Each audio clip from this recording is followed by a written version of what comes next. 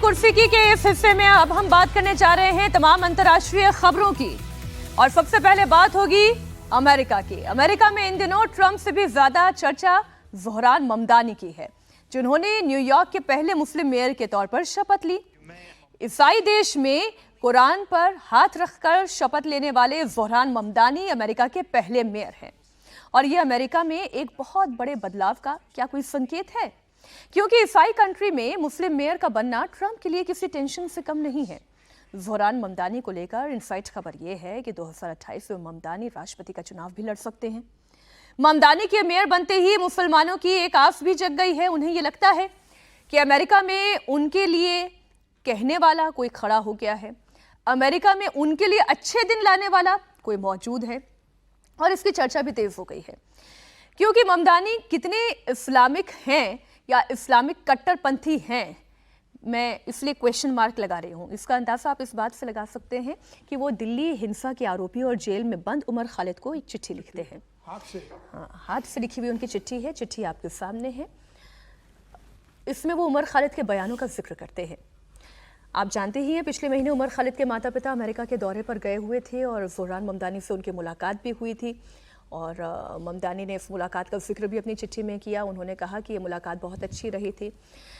Dear Umar, मुझे अक्सर कड़वाहट में आपके शब्द याद आते हैं और ये भी कि हमें इस समय इसे स्वयं पर हावी ना होने देना कितना महत्वपूर्ण है। आपके माता पिता से मिलकर बहुत खुशी हुई। हम आपके बारे में सोच रहे हैं। प्रेसिडेंट वाले तेवर क्या ज़ोहरान ममदानी दिखा रहे हैं प्रोफेसर साहब? देखिए, जो इनकी इस चिट्ठी से लगता है कि मुझे ये लग रहा है कि वो चाह रहे हैं कि सेंटर ऑफ द लेफ्ट जो है, या लेफ्ट ऑफ द सेंटर, जो भी आप इसको जैसे भी देखें, वो उस स्थान को पकड़ने की कोशिश कर रहे हैं। और वो होता भी है समाज में, जब कई दफ़े कुछ ऐसी पोलराइज्ड या अत्यंतिक विचारों का अगर प्रादुर्भाव हो जाता है, तो वैसे में रिलीफ पॉलिटिक्स, जिसको रिलीफ पॉलिटिक्स कहते हैं, कि वैसे में कुछ ऐसे शब्द जो बड़े इंक्लूसिविटी की हों, जो खास करके जो इमिग्रेंट्स हों उनकी तरफ केंद्रित हो। तो न्यूयॉर्क में भी काफ़ी डेमोग्राफिक चेंजेस हुई हैं। और मुझे लगता है कि जो ये ममदानी साहब का ये लेटर भी है, या ममदानी साहब ने जो शपथ भी ली जिस प्रकार से, और जो लेफ्ट ऑफ द सेंटर, थोड़ा सोशलिस्टिक, थोड़ा इमिग्रेंट ओरिएंटेड, लेफ्ट ओरिएंटेड जो पॉलिटिक्स होता है, उसको वो बढ़ावा देने की कोशिश करेंगे। और जो युवा हैं, उन युवाओं में शायद इस प्रकार के विचारों का थोड़ा प्रभाव पड़ सकता है। वो अमेरिका के राष्ट्रपति के पद के दावेदार होंगे, मुझे अभी फिलहाल तो नजर नहीं आ रहा। लेकिन खबर सर मैं एक जोड़ देती हूँ।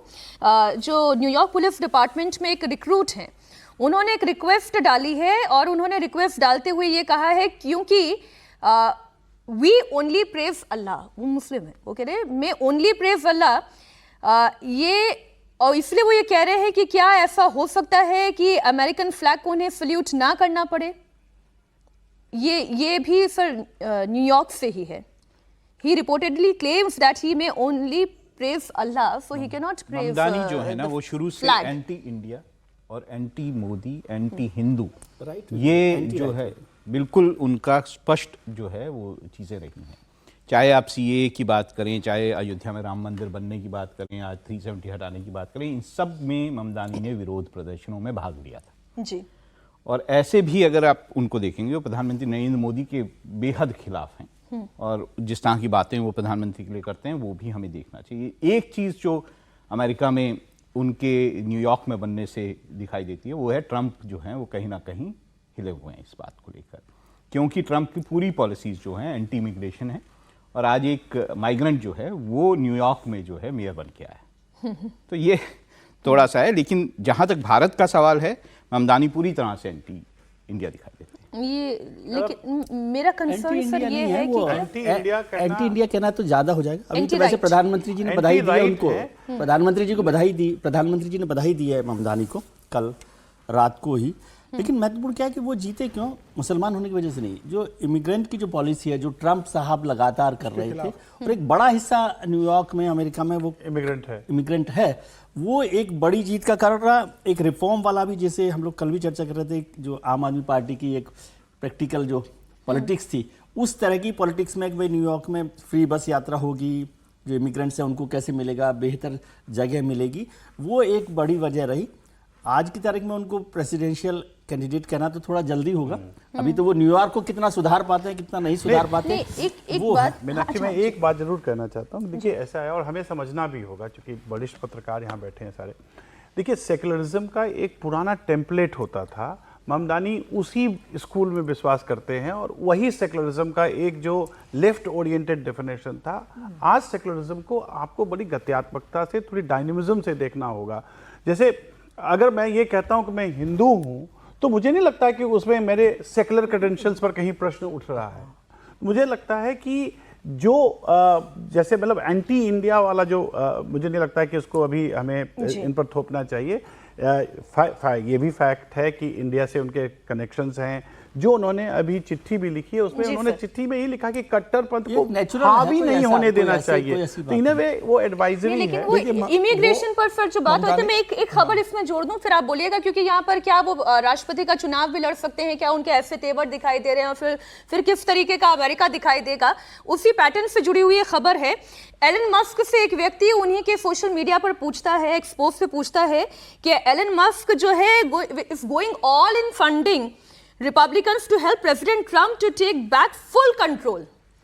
तो इस पे एलन मस्क जो रिप्लाई करते हैं, एलन मस्क ये कहते हैं कि America is a toast if the radical left wins, they will open the flood gates to illegal immigration and fraud and then it won't be America again. तो ये बता रहे हैं कि भाई अगर कोई और आ गया तो फिर ये दरवाजे ऐसे खोल दिए जाएंगे, सारे इलीगल इमिग्रेंट्स अंदर आ जाएंगे, और फिर ये हमेशा फिर ये अमेरिका वैसा अमेरिका नहीं रह जाएगा जैसा आज है। पर मस्क को ये भी याद रखना चाहिए कि America was advertised as the land of opportunities.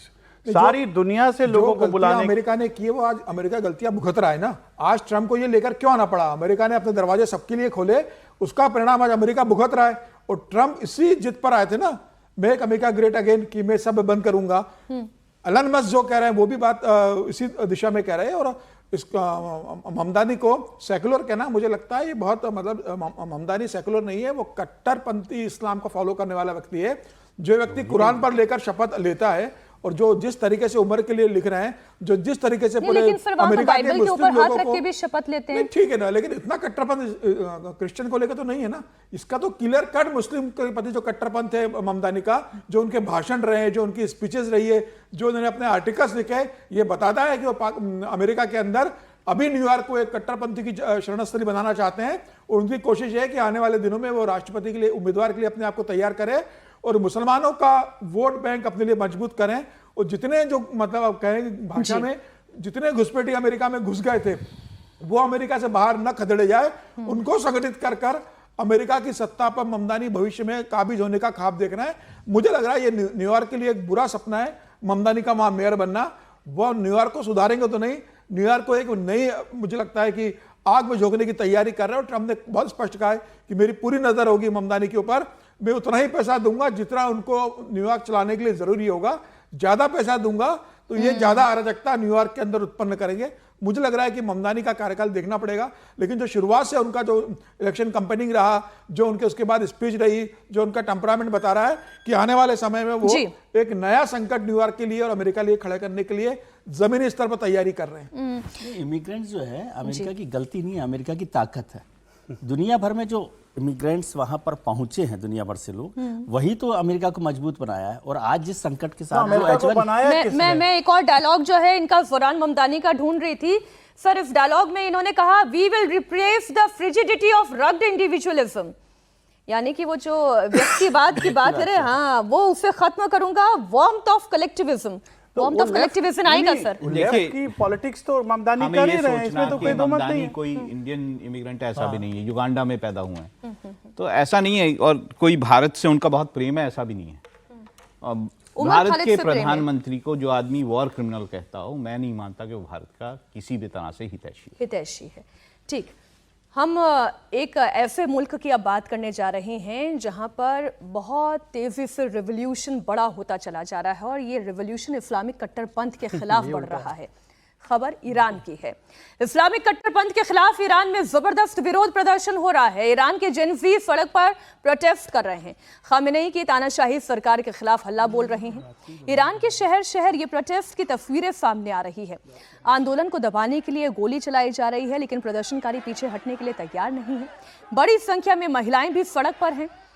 अच्छा, एक तस्वीर मुझे बहुत स्ट्रांग लगी और वो तस्वीर मैं आपके सामने रखना चाहती हूँ। जब महिलाएं वो काला हिजाब, काला बुर्का यूं हवा में उछालती हैं, देखिए इन तस्वीरों को।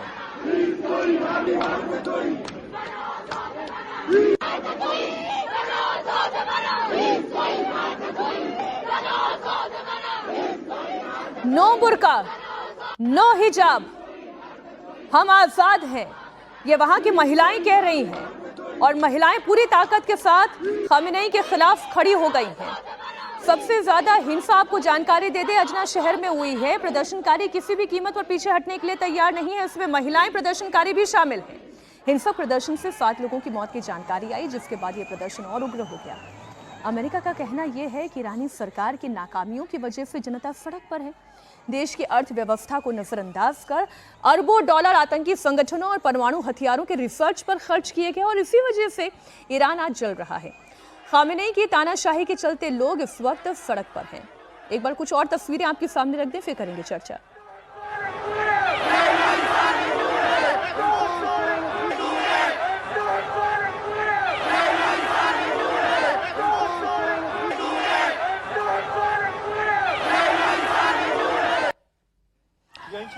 गद्दी छोड़ो, खात्मा होगा, आजादी, ये सारे वो नारे हैं जो वहाँ की जनता लगा रही है। और मैं इसे केवल जेंसी का बलवा इसलिए नहीं कहूँगी राहुल जी, क्योंकि आप महिलाओं को केवल जेंसी के खांचे में डाल के देख भी नहीं सकते। वो जैसे बुर्का उछाल रही हैं, नाराजगी जाहिर कर रही हैं।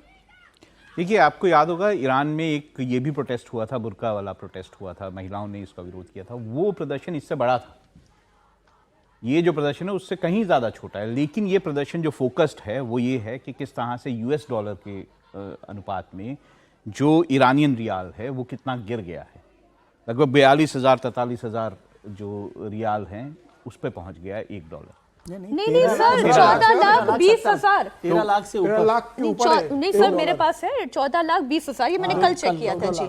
तो ये जो हालात हैं, दूसरा वहाँ पे इन्फ्लेशन जो बढ़ा है खाने पीने की चीज़ों का और बाकी सब चीज़ों का, उसके कारण जो वहाँ जनता है वो त्रस्त है। और वो एक फोकस है जेंजी का भी वहाँ पर कि किस तरह से सरकार जो है इस तरह से रियाल का गिरना, महंगाई को रोक ना पाना, ये सारे इश्यूज जो हैं इस प्रोटेस्ट में सबसे बड़े।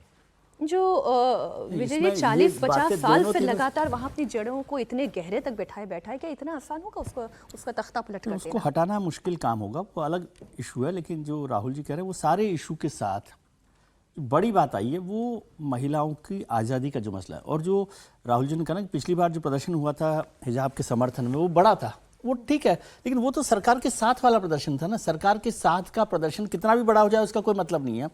और ईरान जैसी व्यवस्था में इतनी महिलाएं भी बाहर खड़ी हो जाए, मैं कह रहा हूँ उससे पहले आपको याद हो वो ईरान की एक यूनिवर्सिटी की एक लड़की हिजाब उतार के यूनिवर्सिटी में घूम रही थी, जिसे मार दिया गया। वो अपने आप में एक बड़ी क्रांति है। एक अकेली भी, उसका नंबर इंपॉर्टेंट नहीं है। और ये जो हिजाब उतार के लड़कियां जो विरोध कर रही है, जेंजी को भी कर रही है, हम जेंजी को फिर से वही नेगेटिव टर्म में लेते, मैं नहीं लेता। तो वो जो सब लोग सरकार, और ईरान को आप जानते हैं, मैं तेहरान गया हुआ हूँ, ईरान में मैंने देखा है उस सरकार के खिलाफ खड़े होना, बोलना, लिखना बहुत मुश्किल काम है। उसमें नंबर इंपॉर्टेंट ही नहीं है, एक भी आदमी बोलता है तो वो बड़ी ताकत है। और ये भले ही आज अब खामनेई को सोचिए ना, खामनेई या ये जो शासन आया उसने 1960-70 के बाद से जो पहले का जो ईरान था उसको 50 साल पीछे धकेल दिया। अभी तो ये लड़ाई 60-70 पे ईरान को पहुंचाने की है। ईरान तो बहुत डेवलप्ड उस तरह का प्रोग्रेसिव कंट्री रहा 70s तक, उसके बाद ये सारा मसला हुआ है। और ये नंबर इंपॉर्टेंट नहीं है, ये लड़ाई शुरू हो गई है और ये लड़ाई इस शासन को बदल कर ही खत्म होगी। मैं आपको लिख कर दे देता हूँ, नहीं कितना भी वक्त लगे। मैं बिल्कुल सहमत हूँ विजय जी की बातों से। 91 में मेरे ख्याल से फ्रांसिस फुकुयामा की किताब आई थी एंड ऑफ हिस्ट्री, और जिसमें वीएस नाइपॉल के माध्यम से एक उसमें प्रकरण था जिसमें ये उन्होंने कहा था, ईरान का ही उदाहरण देके उन्होंने कहा था कि जो इकोनॉमिक लिबरलिज्म है दैट प्रिसीड्स पॉलिटिकल लिबरलिज्म, खास करके जो आर्थिक उदारवाद होता है वो राजनीतिक उदारवाद की पूर्व शर्त होती है। ईरान जिस दौर से गुजर रहा है, खास करके अब आप देखेंगे कि जिस प्रकार से हमास, हिजबुल्ला, ऐसे लोग, ऐसे जो संगठन थे उनके कमज़ोर पड़ने के बाद स्थिति और आर्थिक प्रतिबंध इतने झेले हैं ईरान ने कि जो जेनजी है वो डिजिटली तो कनेक्टेड वर्ल्ड है, तो जाहिर तौर पर उनकी जो एस्पिरेशन है वो भी वही है जो आम जेनजी की कहीं हो सकती है। तो उसका इन्फ्लक्स ईरान में है और मुझे लगता है कि ये जो मिडिल ईस्ट का पावर डायनेमिक्स है इससे वो काफ़ी प्रभावित होगा, क्योंकि लोकतंत्र को अगर हम मानते हैं कि आशा है, अगर हम चाहते हैं कि जहाँ कट्टरपंथ समाप्त हो और लोकतांत्रिकरण हो, तो मुझे लगता है कि उस दिशा में ये इंगित करता हुआ ईरान में जो डेवलपमेंट्स हो रहे हैं, हालांकि उसको दमन करने के भी प्रयत्न किए जा रहे हैं, खमैनी पूरी कोशिश से कर रहे हैं कि वो दमन हो जाए, लेकिन मुझे लगता है कि ये आज बढ़ चुकी है।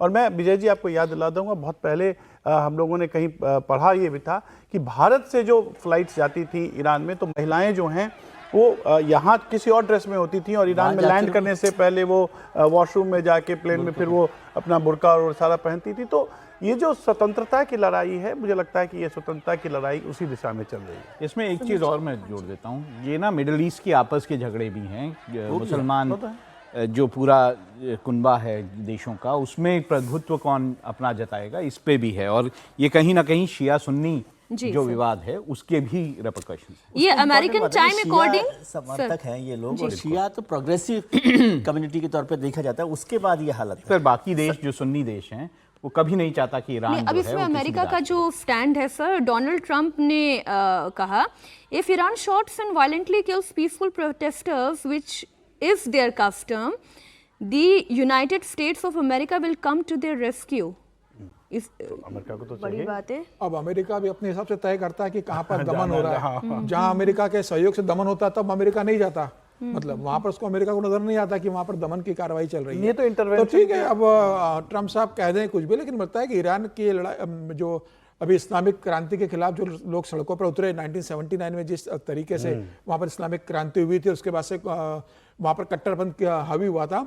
फिलहाल तो मुझे नजर नहीं आता कि अमेरिका के द्वारा ही कराया गया। बिल्कुल वो भी कराया गया था, और मुझे लगता नहीं कि फिलहाल कोई डेमोक्रेसी वहां पर उम्मीद कर ले कि इस आंदोलन से ईरान के अंदर कोई डेमोक्रेसी लौटकर आ जाएगी और जनता की चुनी हुई सरकार आएगी। वो खुद राजा के शासन की मांग कर रहे हैं, वो खुद कह रहे हैं कि भाई राजतंत्र लेकर आओ, राजा को खुद वापसी की मांग कर रहे हैं।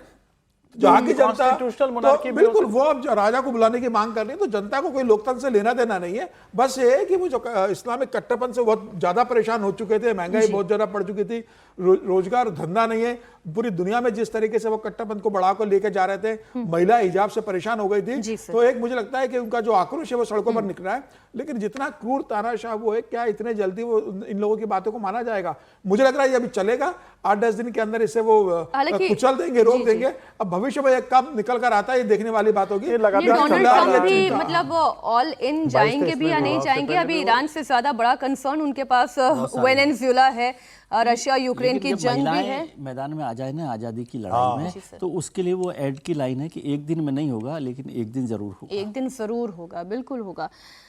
लेकिन पाकिस्तान का क्या होगा? पाकिस्तान एक नंबर का झूठा मक्कार फरेबी, वो पाकिस्तान है, और हर तरीके का फरेब प्रोपेगेंडा फैलाना ये उसका फेवरेट काम है।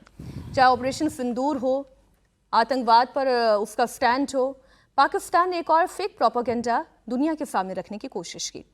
पाकिस्तान ने एस जयशंकर, भारत के विदेश मंत्री, के हाथ मिलाने वाली तस्वीर को खूब घुमाया और हर तरफ ये बताने की कोशिश करने लगे कि भारत अब बातचीत करना चाहता है पाकिस्तान से। भारत ने भी पाकिस्तान को एक्सपोज किया और कहा कि ये एक शिष्टाचार मुलाकात थी। आपको ये भी बता दें कि प्लॉट क्या था। विदेश मंत्री एस जयशंकर खालिदा जिया के अंतिम संस्कार में हिस्सा लेने के लिए बांग्लादेश गए थे, हम सभी जानते हैं। यहाँ पर पाकिस्तान के स्पीकर अयाज सादिक से उनकी मुलाकात हुई तो उन्होंने हाथ मिलाया, एक शिष्टाचार हैंडशेक था, और उसी की तस्वीर पाकिस्तान ने फेक प्रोपेगेंडा फैलाने के लिए इस्तेमाल कर ली। भारत ने पहले ही न्यू नॉर्मल तय कर दिया है, आतंकवाद खत्म करो फिर होगी बात, लेकिन ये पाकिस्तान है बिंदुबंदी का लोटा और दिमाग का पैदल, ये उनको एक मौका मिल गया प्रोफेसर साहब। नहीं वो ठीक है, देखिए पाकिस्तान में ये होना कोई, मुझे तो नहीं लगता कि ये कोई खबर है। पाकिस्तान ये हमेशा से करता रहा, ये तो खबर ही नहीं है। खबर ये होनी चाहिए, जहां तक भारत का सवाल है, भारत बातचीत के लिए हमेशा तैयार रहा है।